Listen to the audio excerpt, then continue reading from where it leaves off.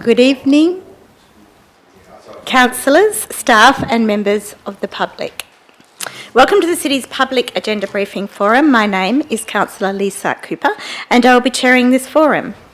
We wish to acknowledge the traditional custodians of the land we are meeting on, the Whadjuk Noongar people. We wish to acknowledge their elders, past, present and future, and respect their continuing culture and contribution that make to the life of this city and this region. The operation of this forum is in accordance with the City's adopted Public Agenda Briefing Forum policy and procedure and is governed by the provisions of the Local Government Act, Standing Orders and City of Kalamunda Code of Conduct. This Agenda Briefing Forum provides the opportunity for information to be provided and additional information sought prior to the presentation of these items to the next ordinary meeting of Council for consideration and decision. Members of the public who wish to ask questions or speak to an item will be asked to provide only the suburb in which they reside and not their full address. Emergency procedures. In the event of an emergency, please follow the instructions given by City staff and remain at the assembly point until advised it is safe to leave. This meeting is live streamed and I would like to welcome those watching remotely. Attendance, apologies and leave of absence previously approved. Are there any apologies, leave of absence? Through you, Madam Chair, we've got Councillor Brooke O'Donnell. Declarations of interest. Are there any disclosure of financial and proximity interests? Through you, Madam Chair, no there's not. Are there any disclosure of interest affecting impartiality? No there's not. Announcements by the member presiding without discussion. There are no announcements. Public question time. Public questions will be allowed and received following the presentation of the report. Public statement time. Public statements will be allowed and received following the presentation of the report. Actually, we're doing one here for. Oh, we're going to do one now. So we've got Mr. Michael Ryan, who has a statement that you'd like to make in relation to item 10.1.1, market-led projects regarding High Wycombe South. So, Mr. Ryan, would you like to come and do your statement for us?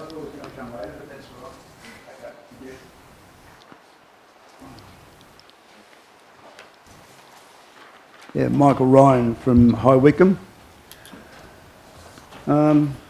It's about the market-led proposals. So today my 76th birthday, so it's a bit of a time to reflect that landowners living in High Wycombe South we would have been selling for around $2.5 million for our 10,000 square metre properties. But the government has forced costs of their infill development onto us, and people are taking $1 million and more, $1 million less than that price. You may have seen some stories in the Western Australian about the comparisons of us and people over the road. So item 10.1.1, market-led proposal. So my deputation presents the market-led proposal as the option to the local structure plan for High Wycombe South, amendment number 2, which is, we've been under review for the past 10 months. So this market-led proposal, I think, should be seen as a breakthrough way of addressing things. Timelines are the most important part of all this because of the age of many of the people most of the people in this precinct. I sent separately an attachment, and there are costings I can present on Excel and go through that with people. But yeah, I think it's a good concept. We get some light industrial area, we get some houses built, but that's all in that attachment. So, you know, like in marketing threats, they're really opportunities if you find something good in them. And this is how I see this market-led proposal. The local structure plan for High Wycombe South, the amendment number 2, as you probably realise, I've been doing a little bit of research on things over the years, and my view now is that since at least May 2021, the plan to keep our land for a public purpose is unacceptable, and it has occurred with serious consequences for us. Metronet only view us as any other catchment area for High Wycombe Station. There is nothing special about our precinct for the High Wycombe Station. And the government, interestingly enough, has never said we are essential for the High Wycombe Station. So if this is proven, then the amended local structure plan number 2, when it's published, it will be fatally flawed, and that will be brought to people's attention, that there is no right to be using our land for residential given the process that Stage 3 had got to. So this precinct would otherwise be the last place to develop for housing in the Shire of Kalamunda. It's pretty unattractive for houses.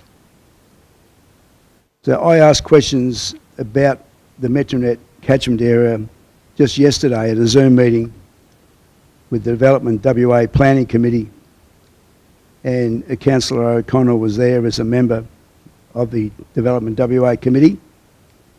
So I'd ask Dylan O'Connell to follow up with the questions I asked on our behalf, and if landowners could have these by 22nd of September. They are pretty simple questions. There's only probably 3 of them, I'd guess you'd work it out. It would take a planner about 15 minutes to answer them. They're very simple. I just want the facts delivered. The information is relevant not just to this market-led proposal, but is also fundamental to the validity of the amended local structure plan when that is published. And we have no idea what's going on. It's been 10 months and we haven't heard a word of what's going on. So after 20 years, the situation is we do not have a local structure plan, and consequently there is no DCP either. So a moratorium is the next issue I raise. Today happens to be the deadline for replies from industries in Stage 1 to a 21-point questionnaire I sent them on the 24th of July 2025. Their answers will help determine if any of the industries are prohibited to be in the industry light industrial development zone, and therefore must be shut down and demolished. That is what happens to prohibited industries in Stage 1. WASIT 134 of 2015 addressed that procedure, and there is a precedent for the Shire to shut down a prohibited industry in Stage 1. That was a company called Terrace Bay. So a moratorium on closing prohibited industries will stay in place until we hear back on this market-led proposal, or better still, if the government will finally announce that the whole of Stage 3 is to return to the light industrial land use, which is the logical planning decision steeped in history. However, the assessment of being a prohibited industry will go on, just in case the wheels fall off. The assessment will involve the government and the City of Kalamunda planning departments helping with the analysis. So the evaluation of the market-led proposal I encourage the city to have a competent third party, an independent third party, assess the market-led proposal with me.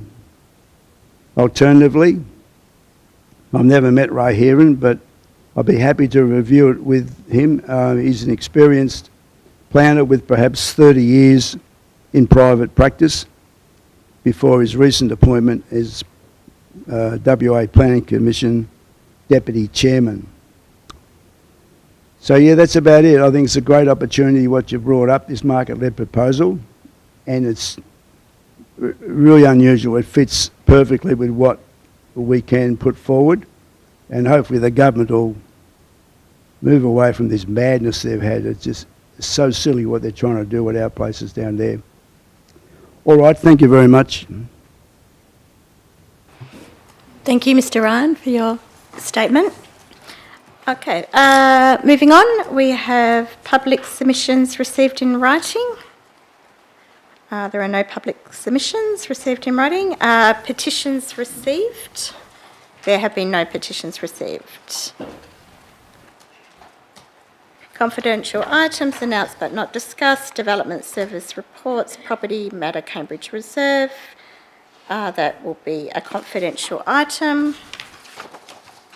Okay, so now our reports to Council. Development Services reports. 10.1.1 Market-led proposals. A presentation will be provided by Chris Lodge, Manager Strategic Planning and Property. Questions by elected members and the public will be accepted following the presentation.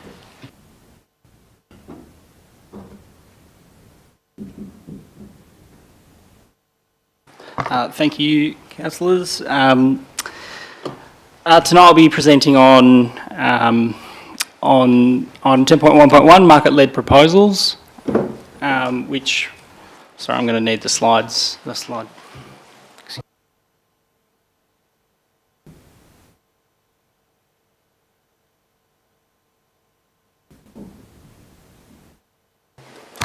Thank you. Sorry, technical mishap.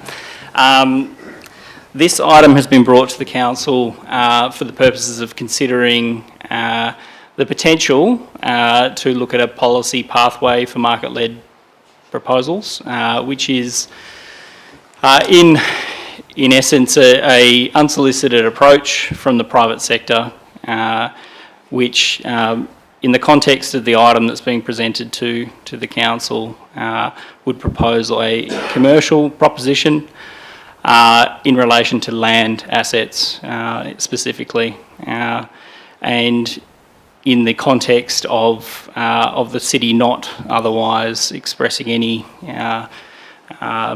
open or transparent formal process. So effectively it's an unsolicited request without going through an advertising process or through a formal procurement process.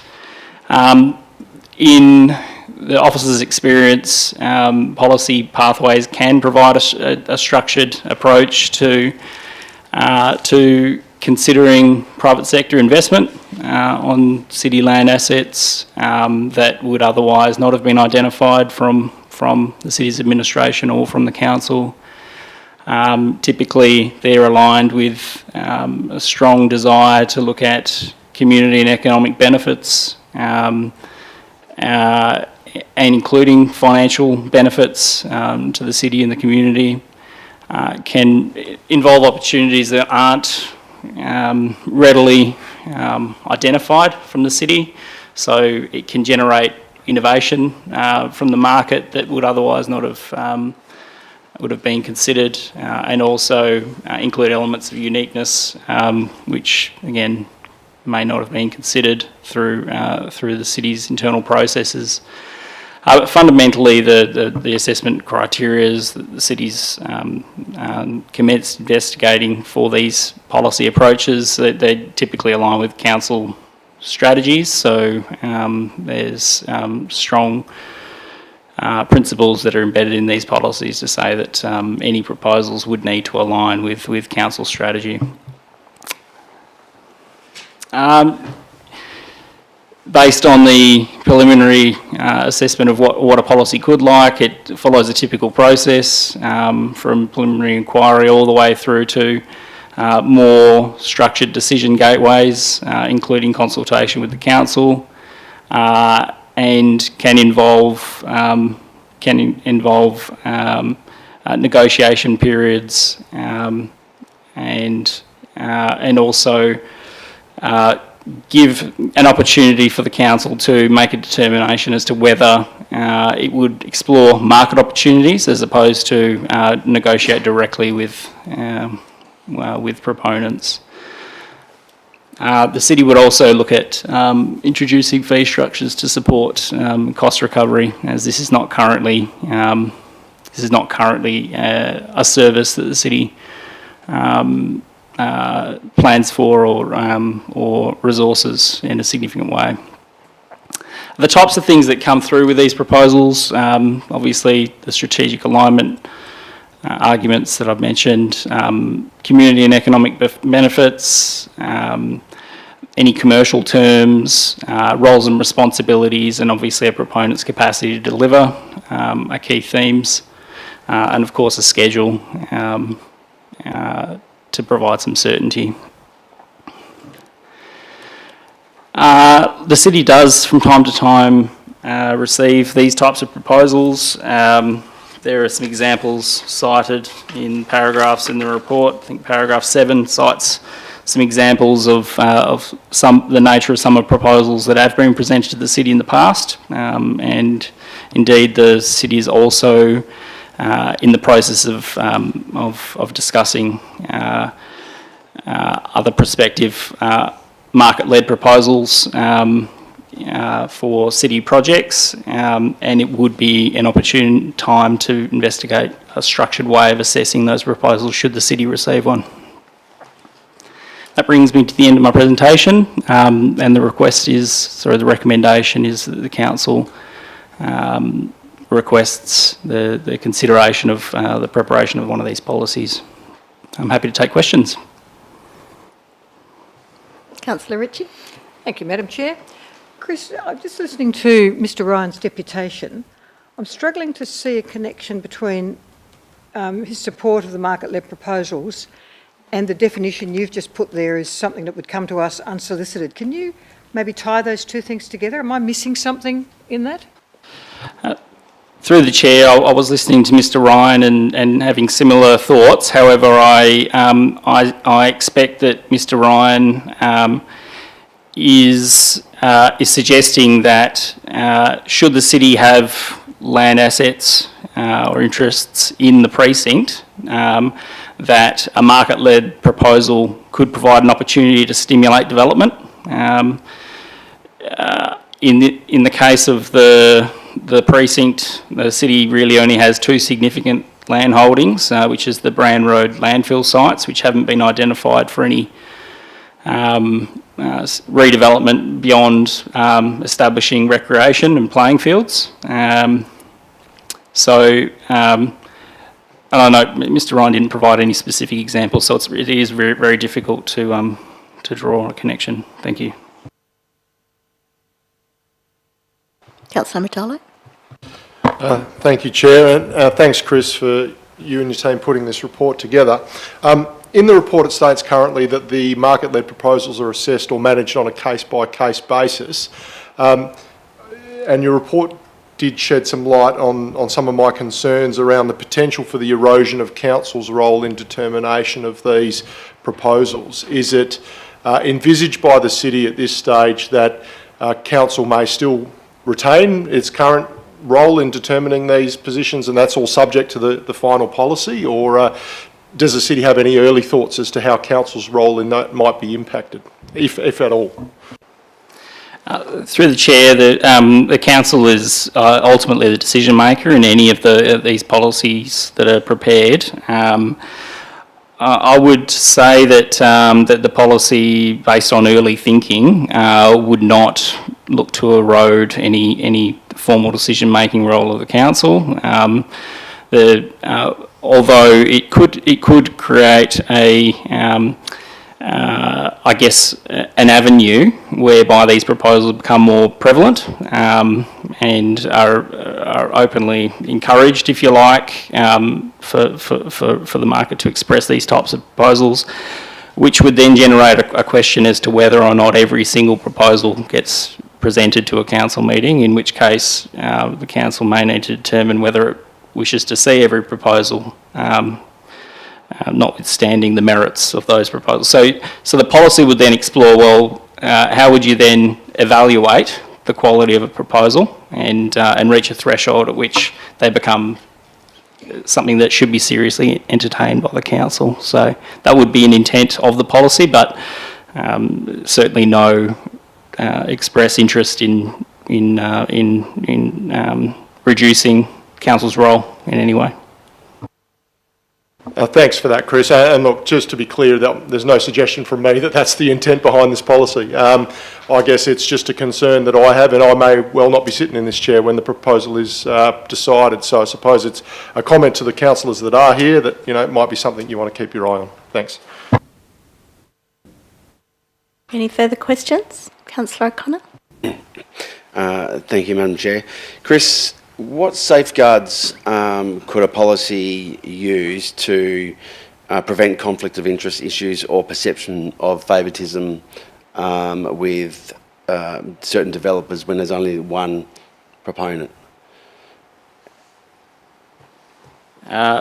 Through the chair, we would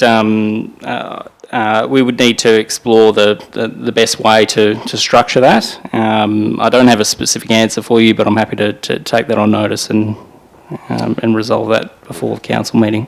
Follow up. Has, in any examples that you've seen previously, have they included an independent sort of probity or audit role in assessing these proposals? Through the chair, I'd take that on notice. Okay. Thank you. Thank you. Any further questions? No? All right, thank you. Thanks, Chris. Are there any questions from... No, we've got no public. Item 10.2, Asset Services Reports. We have no reports presented. 10.3, Corporate Services Reports. Sorry, no reports presented. Item 10.4, Community Services Reports. We have item 10.4.1, Cultural Activities and Events Sponsorship and Donations 2025 to 2026. And we have a presentation. I would just like to welcome Marilyn to the council meeting and tell councillors that in 29 years that she has worked for us, this is her first time in the chamber. Welcome. How embarrassing. Thank you very much. Yes, I'm here this evening to present for the first time the cultural activities, event and sponsorship donations for 2025 and 2026. That particular funding is, I'm not able to read this very well because my glasses aren't compatible with that. I'll take it off one of the screens, thank you. So the annual event sponsorship program is developed to strengthen and enhance social and cultural connections with both residents and visitors.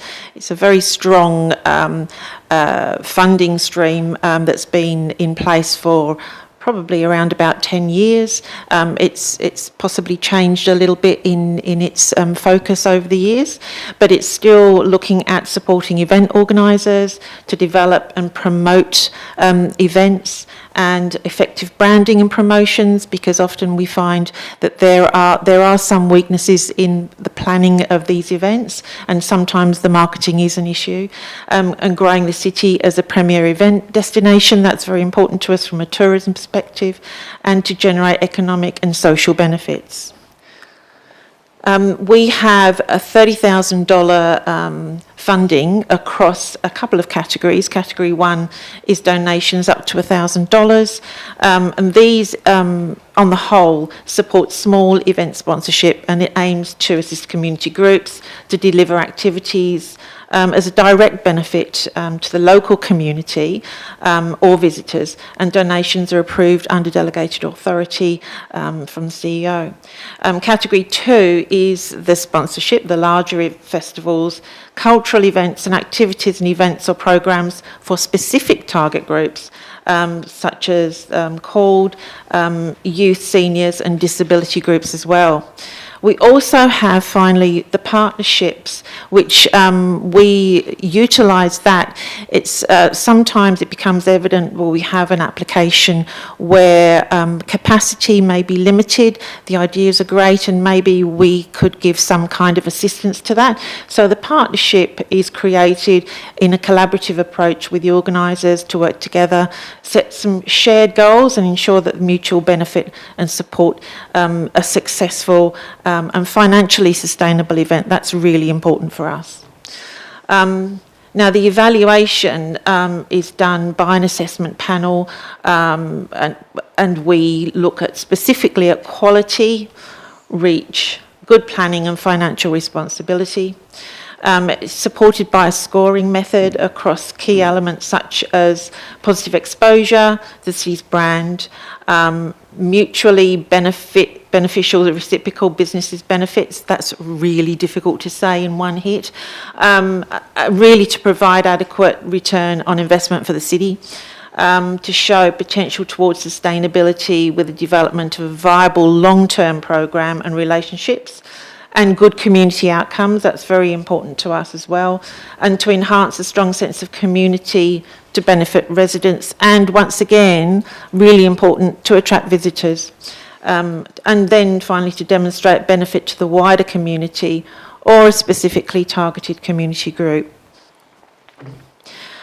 This year we received a number of applications. So in the main they were donations for up to $1,000, which are, as I said before, approved through delegated authority. Teams jigsaw puzzle competition, a little bit different, a bit quirky, and something that has developed well over the last few years. And it's run by an individual who's developed a fantastic competition that's now they're having to go to a larger venues to accommodate all of their members. The Kalamunda Lapidary Club, a really great community group who have been running these every year, and to keep their numbers up. The Spring in the Hills photographic competition, a very, very popular event that happens annually. The Kalamunda Community Garden Foundation Open Garden and Concert, important one to us in that it's establishing our community foundation that is a charity raising group who will fundraise for specific focuses. Then we have the Seniors Week Lunch and Bingo, another important one again, and the Teddy Bears Picnic at Stirk Park. The sponsorships, in that case, we are left with the Wildflower Association Plants of Kalamunda. We approach that with the idea that a publication such as this that's really focused on the flora of Kalamunda is going to be a great tourism attraction for us. Once again, an important element of what we're working on with our teams in order to ensure that our tourism product is quality, and people begin to enjoy coming to the hills and finding plants and having a good time seeing the flora of Kalamunda. So the next one is the ADF Veterans Health and Wellness Expo. So this group have come to us over a year ago, concerned with veterans' wellness and mental health. Basically because it had been noted that veterans were not able to access information as easily as the system think that they're able to access it. So that raised some concerns with members in the community, and they've created a group to assist veterans, and they're actually going to be putting the Wellness Expo on. They worked very hard on that, and that's going to be delivered in October. Finally, the Harmony in the Hills, that's the Zigzag Community Arts Group. They are looking at delivering their Harmony in the Hills event in partnership with the Chamber of Commerce at one of their night markets. Now, the Zigzag Community Arts Group were a very strong group, let's say sort of 20 years ago. They certainly have tried very hard to keep going and keep their product up to date, but they do struggle because their numbers of their committee and the number of people that can help deliver events has basically receded over the years. So in a partnership agreement, we can assist them, help to set goals, as I said before, and we can guide them through the process and ensure that they can deliver. So the recommendation is that Council approves the $7,000 to the Wildflower Association for the purposes of publishing their book Plants of Kalamunda, and $2,000 to the ADF veterans for the purpose of the Health and Wellbeing Expo. And do I have any questions? Of course. We'll go with Mayor Thomas. Thank you. So you've approved 6 of the first category ones and the 2 and the 1 partnership. How many have you turned down? Is there a lot that don't get it? And the other thing is, if you don't use the 30,000 allocated, what happens to that money? Okay, through the chair, all of the applications have received support this year, which is great. I'm very happy about that. And of course, the total's $24,000 that we're actually going to be giving away in funding. So the remainder, the $6,000, can be put towards an event. If an event suitable comes to us later on in the year, we are able to actually contribute that money towards that event, given that it would go through a fairly rigorous assessment before they get there. Thanks. Councillor Stallard? Sorry, had to get all the way over there. Congratulations on your first presentation and also for all your service you've given the community for so long. Thank you. Thank you, you've been amazing. Just a little one for me. I did the costings and sometimes I sort of get carried away.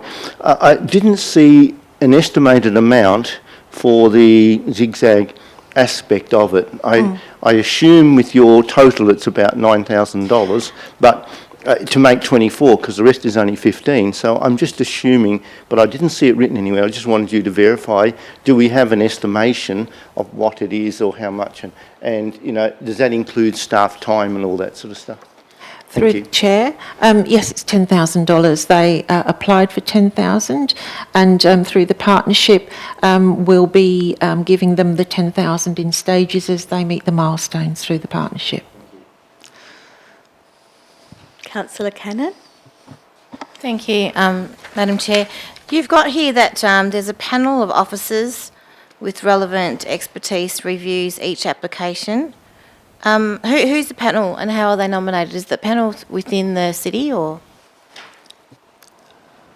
I'll put that through to the Director. Thank you. Thank you, I'll take that. Through the Chair, it's a series of people from across the business with different skills and experience, so it's internal staff. Councillor Ritchie? Thank you, Madam Chair. My question was the same as Councillor Stallard, you pinch person. But I'm just wondering, Marilyn, and firstly, I've worked with you a long time in the Zigzag, and I just want to say congratulations. You've done a fabulous job down there, and we will miss you. Please come and say goodbye before you go. Marilyn, my question was, like Councillor Stallard's, could we please have that $10,000 listed, as you have done for the other 2 items, because there's no mention of it in there, if we could have that before the ACM? Yes, through the chair, Thank yes. Yes, certainly. Councillor Giordino? All I want to say, congratulations, Marilyn. But I'm hearing you're leaving. That's sad. You've been a fantastic officer for the city, and yeah, sorry to hear that you're going. I didn't know. but, Through the chair, not for a while yet. oh, that's good. Just, That's good. Just a little while, but certainly, yeah, around 6 months. True yeah. professional. Good on you. Thank you. Thank you, Marilyn, for your presentation. Thank you very much. No, you weren't. But I couldn't read that up there. That was the only problem. Okay, so item 10.5, Office of the CEO reports. There's no reports presented. Closure. I now declare the meeting closed at 7:04 p.m. Thank you very much. Can I ask a question through the chair, even though it's closed?